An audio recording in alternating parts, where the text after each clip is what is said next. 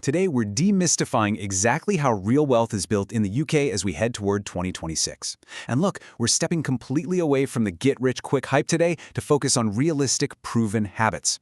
So if you've ever wondered what the actual blueprint looks like for everyday people building serious wealth in the current economy, well, you are absolutely in the right place. Let's dive right in.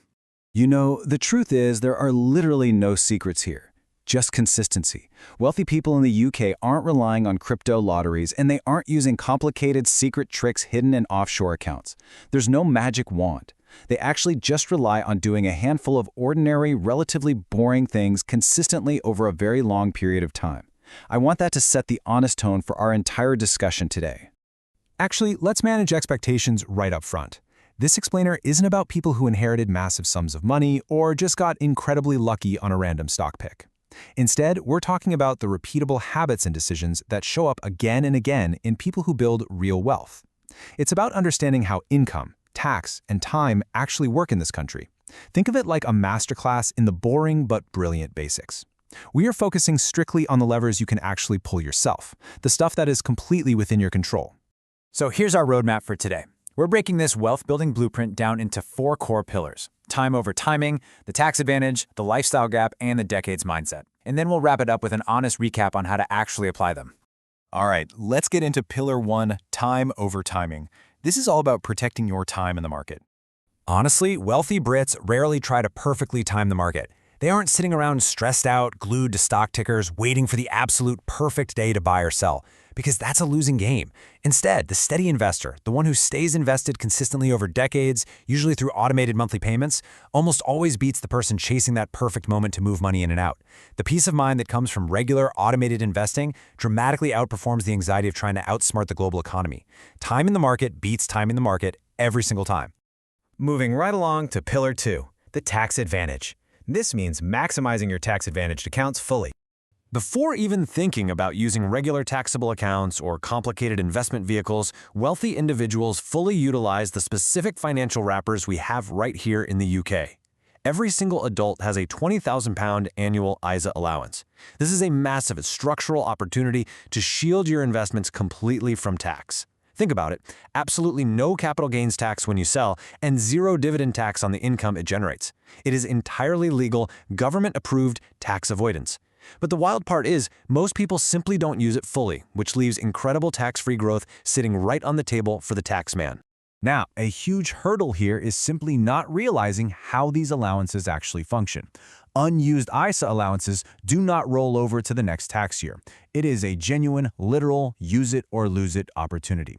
The second the clock strikes midnight on April 5th, if you haven't used that £20,000 allowance, poof, that specific tax shelter is gone forever. You can never get it back.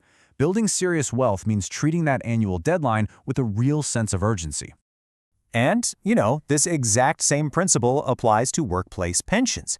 They offer fantastic upfront tax relief and often include literal free money in the form of employer matches. But there's a huge behavioral difference in how people actually use them. Picture someone who increases their pension contributions with every single pay rise, like they allocate half of their new raise to their pension before they even get used to the bigger paycheck. Their wealth compounds massively over the decades. Now compare that to someone earning a great salary but leaving their contributions at the absolute legal minimum. The wealth gap between those two approaches over a working lifetime is just staggering. Okay, on to Pillar 3, the lifestyle gap. Keeping your lifestyle costs below your income growth. This brings us to a very normal human tendency, and honestly, this is probably the most emotionally resonant part of this entire explainer. We're talking about lifestyle creep. This is what happens when a rise in your income is directly matched by a rise in your spending, completely absorbing all your potential for wealth building. You know how it goes. You get a promotion, and suddenly that perfectly fine Ford Fiesta kind of feels like it needs to be a brand new financed Audi. You get a bonus, and your standard holiday becomes a luxury resort stay. Wealthy people consciously maintain a gap between their income and their spending. And just to be clear, this isn't about extreme frugality or eating beans on toast forever. It's just a simple, conscious choice to not let every single pay rise get completely swallowed up. If you look at two people earning the exact same salary over, say, a 15 to 20-year period, their final net worth can be radically different based on one single behavior. The saver invests their pay raises and bonuses. The lifestyle upgrader, on the other hand, elevates their standard of living to match their new paycheck every single time they get a bump in pay. And look, this isn't a moral failing on the upgrader's part, it's just a psychological trap that's so easy to fall into. But the one who saves and invests the difference, they understand that keeping the gap wide between what you earn and what you spend is the literal mathematical definition of wealth creation. Which leads us to pillar 4, the decades mindset. Thinking in decades, not months. Now, this next pillar directly tackles that anxious feeling of falling behind financially that so many of us get when we're scrolling through social media. So here is a blunt, comforting truth for you. Wealth building is almost always a slow, incredibly boring process. It really, really is. If you feel behind right now because you haven't made one massive, smart financial move like getting in early on some hot crypto token or a skyrocketing tech stock, just take a breath. Almost nobody builds lasting wealth from one single decision. It's the accumulation of small, boring, consistent decisions made over and over again. The actual journey of compound interest requires immense patience, but the mathematical payoff is absolutely undeniable. Imagine you start with a modest investment of just £500 a month. After 10 years, you'll see steady, solid growth. But by year 20, that's when the compounding effect aggressively accelerates.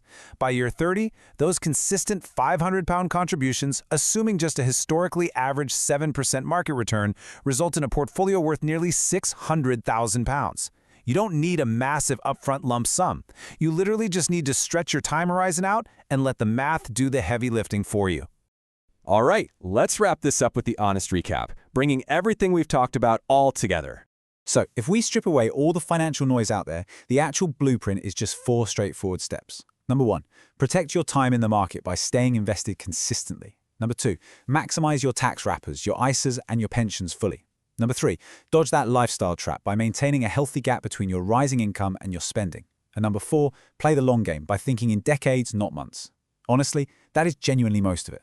Now, as your guide through this, I do need to offer an honest caveat. Applying these rules won't make anyone wealthy overnight. And it's also really important to acknowledge that yes, some people do start out with systemic advantages. Things like a substantial inheritance, a super high starting salary, or just a strong family support system to fall back on. However, for the vast majority of us, these 4 patterns are the actual difference makers that are entirely within your control. So focus your energy strictly on what you can control. If you're sitting there ready to take the next step and you want the specific account order and the exact numbers behind maximizing your allowances, make sure you watch my dedicated explainers on ISAs and investing £10,000. They break down exactly how to put Pillar 2 into practice right away.